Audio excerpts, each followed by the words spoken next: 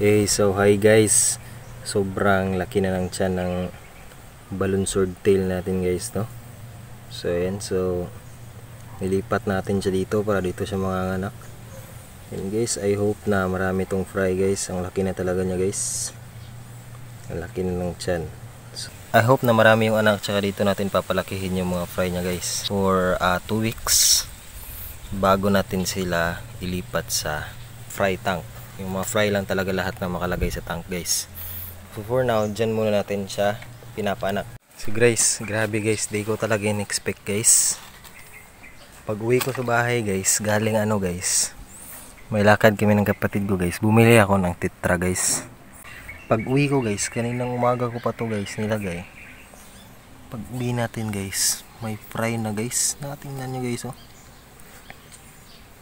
Yan na, nanganak ka agad guys. Mayroon siyang fry ka agad. Siguro estimate ko mga ata to, baka mga mga 10 or 12. So yan guys, napaka talaga guys, blessing.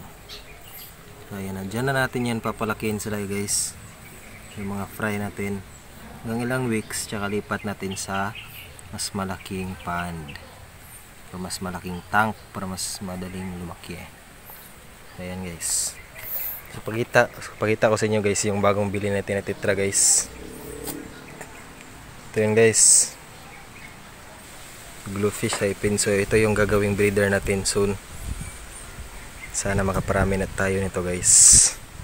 So ito yung babae natin, pink rin, pink, napahuli ka. So ayan siya guys, oh. Uy, so guys, ayan siya guys, napakaganda, napakaganda guys. So guys, yun lang yun guys, yung update natin ngayon. At huwag niyong kalimutan mag-subscribe guys para sa mga panibagong videos natin, para makapanood kayo guys. Okay guys, so yun lang man guys, maraming salamat.